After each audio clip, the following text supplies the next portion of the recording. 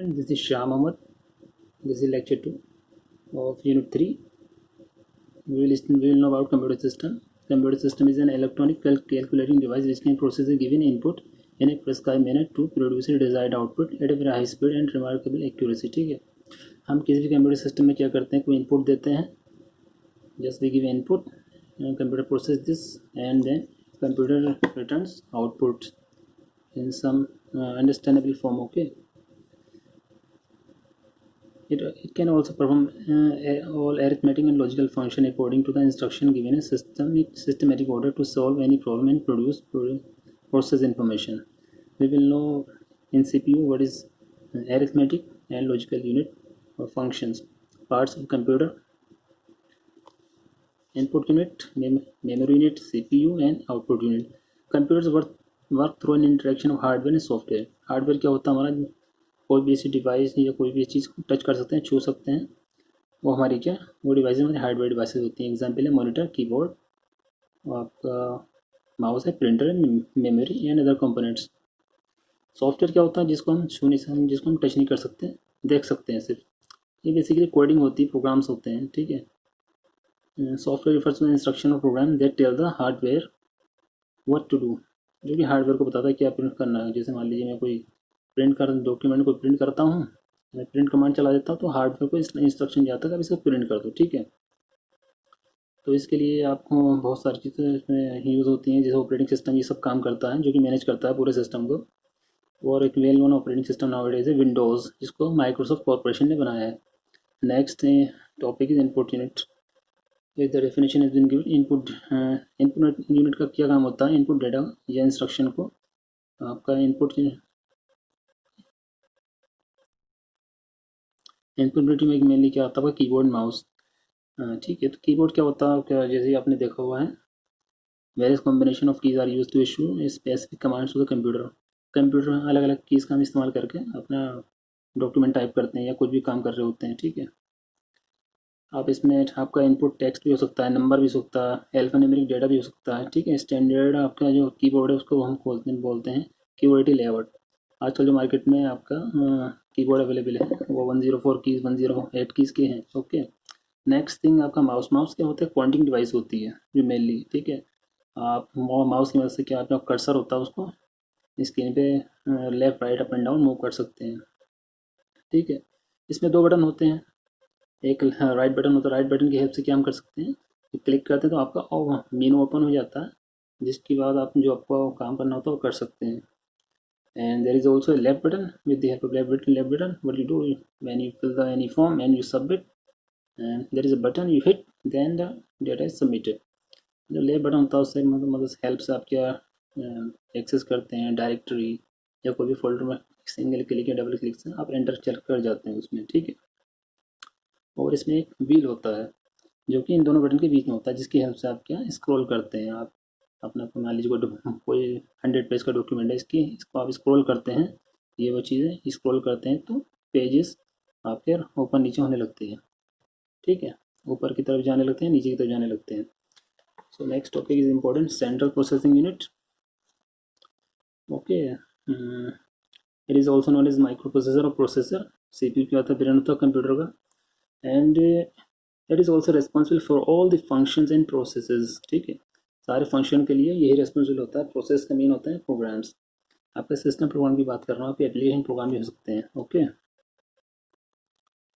Next thing is in this, ये work कैसे करता है. ठीक है, it collects data from input unit, stores in memory unit and process and produces output. देखिए, हम जब कोई डेटा इनपुट करते हैं तो मान लीजिए कीबोर्ड से मैंने कोई लेटर टाइप कर रहा हूँ, मान लीजिए कोई कुछ मैंने टाइप किया CAT कैट. जैसे मैंने C टाइप किया तो वो आपका मेमोरी में जाता है, मेमोरी से आपका जाता है CPU से रिकॉग्नाइज करता है, पहचानता है उसे, प्रोसेस करता है और टाइप कर देता है स्क्रीन पे C. ठीक है, तो ये फिर ANT के लिए सिमिलर आपका चीज़ होती है ऑपरेशन. तो ये सब चीज़ें बहुत तेज़ी से हो रही होती हैं, हमको फील तक नहीं होता कि CPU कितने फास्ट काम करता है.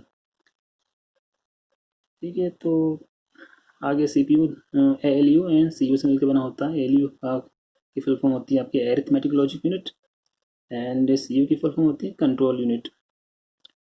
तो जैसा कि दिया हुआ है, arithmetic logic unit performs all arithmetic operation, जितने भी आपके एरिथमेटिक ऑपरेशन होते हैं, plus minus multiplication division and even logical operation like condition आपके ट्रू फॉल्स है, कोई नंबर मान लीजिए 3 ग्रेटर देन 2 है, ट्रू है या फॉल्स है, मान लीजिए 5 ग्रेटर देन 8 है, ये कंडीशन फॉल्स है, ट्रू, इस तरह के ऑपरेशन हमारे कहते हैं लॉजिक ऑपरेशन। ये इस तरह के जो ऑपरेशन होते हैं आपका एडिशन, ये जो लिखा है यहाँ पर, और ये लॉजिक में आपका ट्रू फॉल्स वाले ये एलयू में परफॉर्म होते हैं, ठीक है।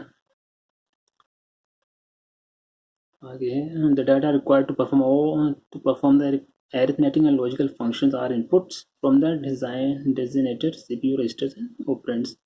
देखिए CPU रजिस्टर में होता है यहाँ के आपका, ये भी एक मेमोरी होती है बहुत फास्ट। कोई चीज़ हमको बार बार ज़रूरत पड़ रही होती है किसी चीज़ की, तो वहाँ पर ये चीज़, वहाँ पर वो इन्फॉर्मेशन है वो डेटा हम रखते हैं। जैसे मैं मान लीजिए कोई प्रोग्राम है, वो उसमें मेरे को बार बार 2 नंबर ऐड करना पड़ रहा है, 3+2 कभी 5+3, तो प्लस जो ऑपरेंड है मैं इसी में रख लेता हूँ, ठीक है। नेक्स्ट कंट्रोल यूनिट, जैसा कि एक नेम है इसमें कि कंट्रोल यूनिट का काम क्या आपका कंट्रोल करना, कोऑर्डिनेट करना between the components of computer system.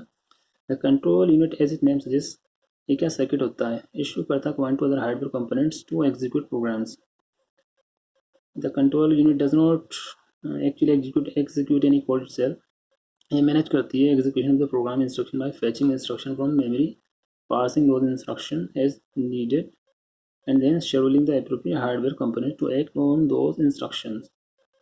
थोड़ा समझ में नहीं आएगा, मैं समझाने की कोशिश करता हूँ आपको। देखिए होता क्या कि जो कंट्रोल यूनिट आपको कैसे काम करती है, बेसिकली जो मेन काम होता है इसी का होता है कि किस, मान लीजिए किस प्रोसेस, किस प्रोग्राम को हमें सीपीयू देना है, किसको हटाना है, जो कि हमारा सीपीयू मेन होता है जो कि आपके सारे काम कर रहा होता है। लेकिन ये हो सकता है आपने एट टाइम बहुत सारे प्रोग्राम ओपन कर रखे हों, मान लीजिए आप म्यूज़िक भी लिसन कर रहे हैं, आप कोई लेटर भी टाइप कर रहे हैं, और आप किसी कॉल पे भी, हाँ, आपके स्मार्टफोन से आप कोई कॉल पे भी हैं, तो ये 3 प्रोसेस चल रहे हैं, लेकिन सीपीयू हमारे पास एक है। तो किसको कब कितना टाइम देना, जल्दी जल्दी ये बहुत तेज़ी से काम करता है।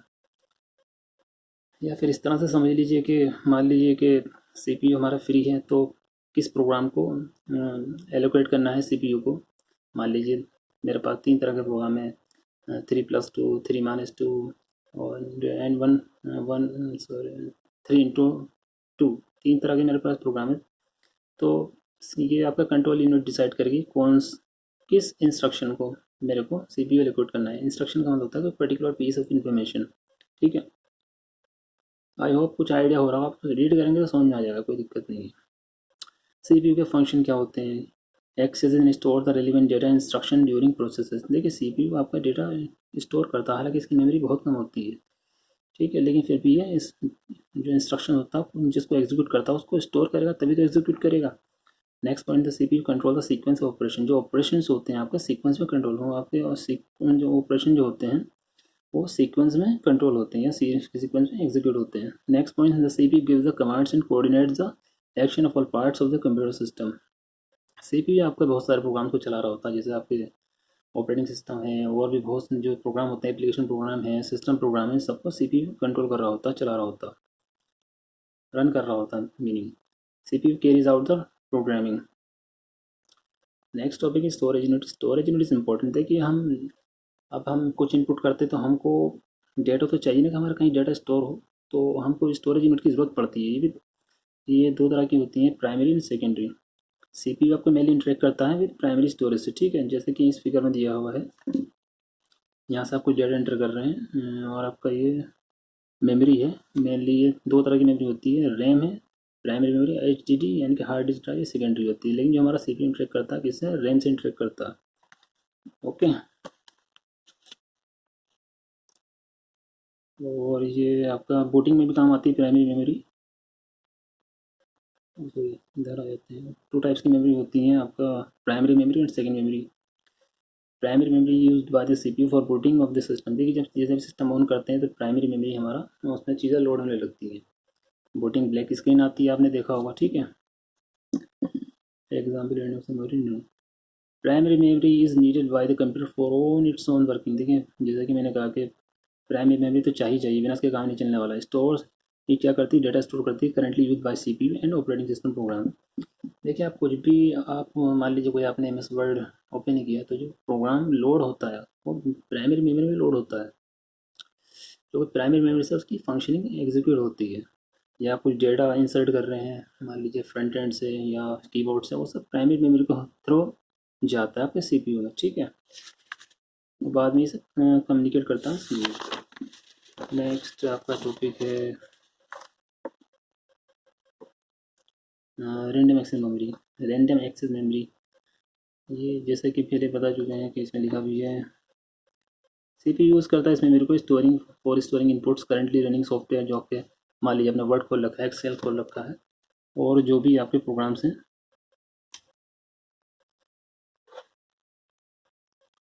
ये टेम्पररी वोलेटाइल मेमोरी, वोलेटाइल का मीन्स होते हैं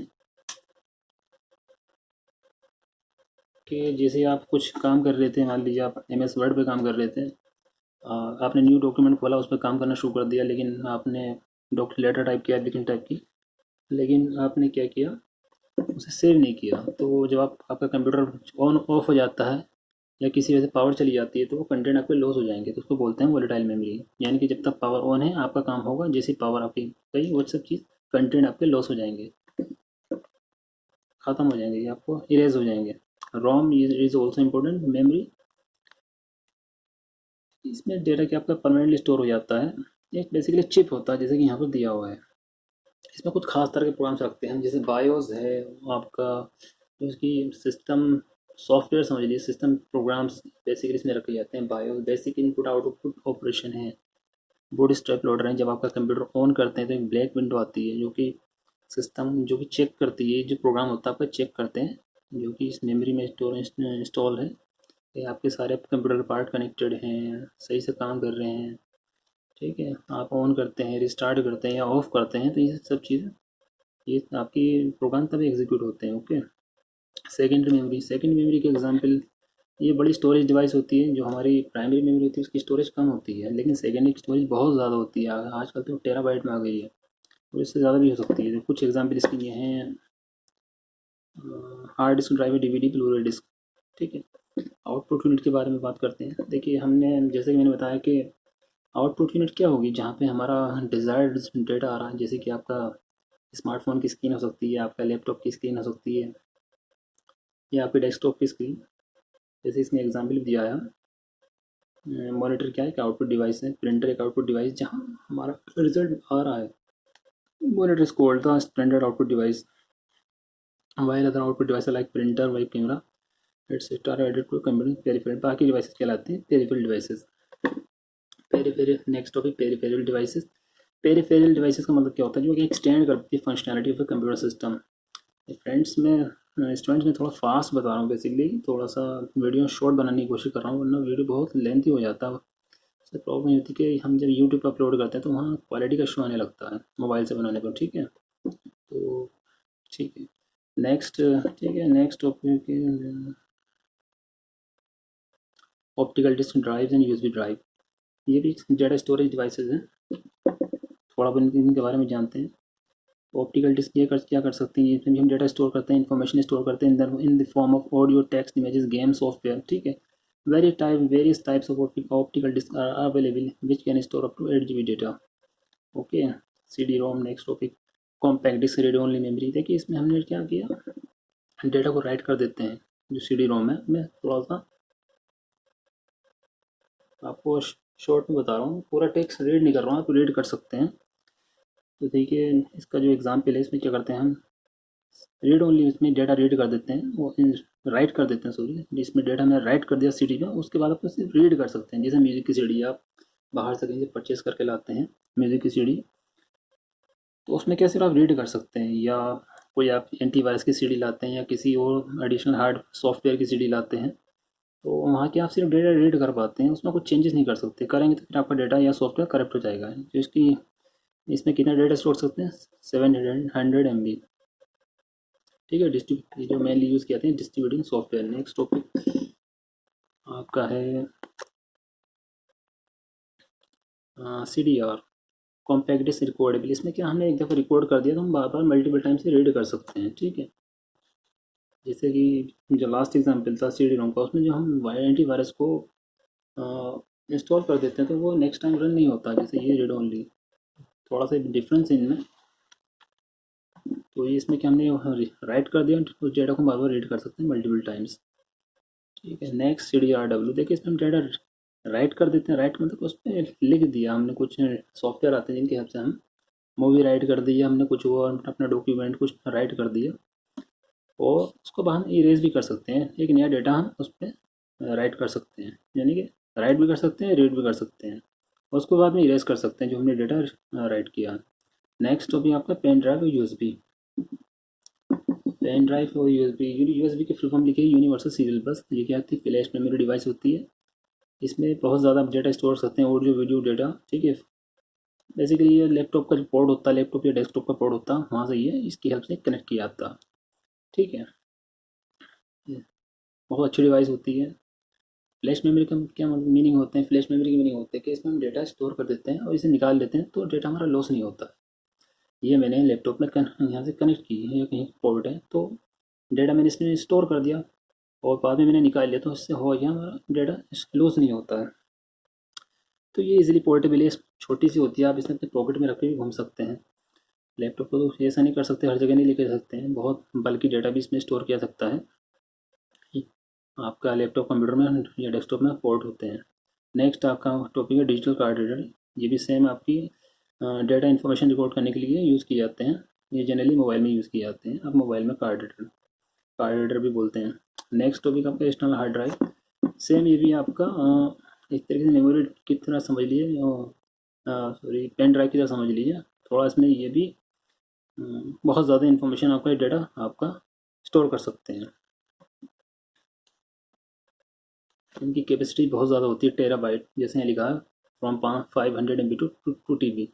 ठीक है, जबकि आपका ये कार्ड रीडर की 1 TB मैक्सिमम है। USB based, next topic USB based adapter. ये क्या होते हैं, बेसिकली जैसे आजकल हमारे पास लैपटॉप होता और हम वायरलेस कम्युनिकेशन करना चाहते हैं, हमारे पास कीबोर्ड है लॉजिटेक कंपनी का, कीबोर्ड एंड माउस, हम उसे वायरलेसली कनेक्ट कर सकते हैं विद लैपटॉप। तो इसके लिए मेरे को चाहिए होगा एक अडेप्टर। अगर वो अडेप्टर होगा तो मैं ये काम कर पाऊँगा, सिंपल है। ठीक है, जैसे इसमें लिखा है example of such devices are Bluetooth adapters to connect Bluetooth wireless speakers. जैसे कि मैं चाहता हूँ वायरलेस स्पीकर मेरे लैपटॉप से कनेक्ट हो जाए और वायरलेस हो। ठीक है, तो ये काम है आपका USB बेस्ड अडेप्टर से कर सकता हूँ। वाईफाई अडेप्टर भी आते हैं, ठीक है, जो कंप्यूटर कनेक्ट करने के लिए। Printer, next topic printer scanner plotter. Printer की हेल्प से क्या करते हैं, हम अपने डॉक्यूमेंट प्रिंट कर सकते हैं, इमेजेस प्रिंट कर सकते हैं, और भी चीज़ें प्रिंट कर सकते हैं। आपका कोई आधार कार्ड हो सकता है, आपका कोई मार्कशीट हो सकती है। ठीक है, इसी में जो आपका नेक्स्ट टॉपिक है डॉट मैट्रिक्स प्रिंटर।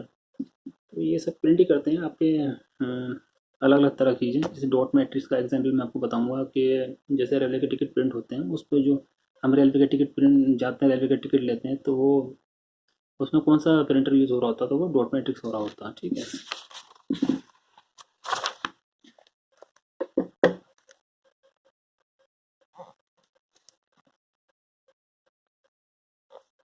और आपका नेक्स्ट टॉपिक है inkjet printer. Inkjet printer is a kind of printer that works by spraying ionized ink on a sheet of paper.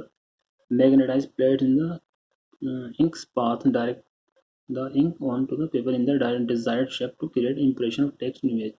ये थोड़ा बेहतर प्रिंटर होता है than dot matrix printer. Next topic है laser printer. ये थोड़ा देखिए, जो जैसे हम आगे बढ़ रहे हैं प्रिंटर के आपके बेहतर होते जा रहे हैं। जैसे डॉट मैट्रिक्स प्रिंटर में आपका डॉट डॉट होता था, इंक इंजेंट में आपका ये इमेजेस अच्छी प्रिंट होंगे, लेकिन लेज़र का जो रिजल्ट है, लेज़र प्रिंटर का ये रिजल्ट बेटर होता है from last two printers. Next topic आपका प्लॉटर। प्लॉटर बेसिकली ये जो बहुत बड़ी ड्राइंग होती है, जिसमें आपकी बिल्डिंग की ब्लू प्रिंट वगैरह होती है, नक्शे ये सब बोलते हैं सिविल इंजीनियरिंग में, या बहुत सारे बड़े बड़े आपके कंप्यूटर एडेड डिज़ाइन आपका हम वो डिज़ाइन करते हैं, ड्राइंग्स वगैरह मशीन की, तो वो बड़ी कॉम्प्लिकेटेड ड्राइंग होती है, डिज़ाइनिंग होती है। तो हमारा सिंपल जो प्रिंटर होता है वो उसे प्रिंट नहीं कर सकते, तो हमको ख़ास तरह के मशीन चाहिए थी जो उसे प्रिंट कर दें। आप इसको रीड करेंगे तो आपको इजीली समझ में आ जाएगा। तो उस मशीन का नाम होता है हमारा प्लॉटर। नेक्स्ट टॉपिक है स्कैनर। स्कैनर क्या होता है आपका, अगर मैं फ़ोटो ले सकता हूँ कोई मेरे डॉक्यूमेंट का, लेकिन कई बार क्या होता है फ़ोटो हिलता जुलता है या टेढ़ा मेढ़ा हो जाता है, तो मैं चाहता हूँ उसकी पिक्चर की क्वालिटी अच्छी हो, तो उसके लिए मैं यूज़ कर सकता हूँ स्कैनर। आप स्कैन की हेल्प से अपने मार्कशीट वगैरह या आधार कार्ड वगैरह और भी बहुत सारे डॉक्यूमेंट स्कैन करके अपनी जीमेल आईडी पे रख सकते हैं, या अपने स्मार्टफोन में सेव कर सकते हैं, या अपने लैपटॉप में सेव कर सकते हैं। ओके, इनका ये क्वालिटी, पिक्चर की क्वालिटी बहुत अच्छी होती है। फ्यूचर में यूज़ करने के लिए आप इसे यूज़ कर सकते हैं। वेब कैमरा हमारा बहुत यूज़फुल है, लैपटॉप के ऊपर लगा होता है या अलग से भी आता है। अगर नहीं होगा तो आप अलग से ले सकते हैं, अगर आप डेस्कटॉप चलाते हैं तो। ठीक है, तो इससे हेल्प से आप क्या कर सकते हैं, what you can do with the help of web camera, you can do live streaming. A web camera is a video camera that feeds its image in real time to a computer or computer network. While chatting कर सकते हैं, जैसे कि बहुत सारी platform है, Skype भी है और भी बहुत सारी आजकल एप्लीकेशन है, फेसबुक है। ठीक है, वीडियो कॉन्फ्रेंसिंग कर सकते हैं with your colleagues, with your friends और विद योर ऑफिस मेट्स। आपके ऑडियो वीडियो दोनों इसमें जाती है। और इंटरनेट एक्सटेंशन कार्ड, ये भी आपका इम्पोर्टेंट टॉपिक है। देखिए इसमें क्या होता है कि ये सब जो हम कर रहे हैं कंप्यूटर की फंक्शनैलिटी को एक्सटेंड करने के लिए करते हैं, जिसे इसमें लिखा है expand the functionality of the computer beyond it's basic feature. जैसे कि मदरबोर्ड होता है कंप्यूटर में, मान लीजिए मैं डेस्कटॉप की बात कर रहा हूँ, तो मदरबोर्ड में मान लीजिए मेरे को म्यूज़िक सुनता हूँ अपने डेस्कटॉप पर, तो उसकी साउंड की क्वालिटी ज़्यादा अच्छी नहीं आती, तो मैं बाहर से ला के एक साउंड कार्ड लगा सकता हूँ। यहाँ पे डिजिटल होता है और यहाँ पे आपका एनालॉग आपका कार्ड आता है, तो उससे मेरे क्या होगा, जो मेरा जो कंप्यूटर की जो साउंड क्वालिटी है वो इम्प्रूव हो जाएगी। जब मैं सुनूंगा तो अच्छी क्वालिटी मेरे को आएगी। इसी तरह से गेम होते हैं, गेम में क्या आप देखते हैं कि बहुत ज़्यादा हाई फाई ग्राफिक्स अगर आप चाहते हैं तो उसके लिए भी एक्सपेंशन कार्ड आते हैं। और इसमें हाई मल्टीमीडिया है, मल्टीमीडिया यानी कि इमेजेस वगैरह या वीडियो वगैरह आपका बहुत अच्छे चाहते हैं तो उसके लिए भी कार्ड आप यूज़ कर सकते हैं। Next, speakers. स्पीकर जो एक आउटपुट डिवाइस है जहाँ हमें साउंड सुनाई देती है म्यूज़िक की, वीडियो की। ठीक है, ये क्या करते हैं, कन्वर्ट कर देते हैं analog signal into air vibration. इनकी हेल्प से हम म्यूज़िक लिसन करते हैं।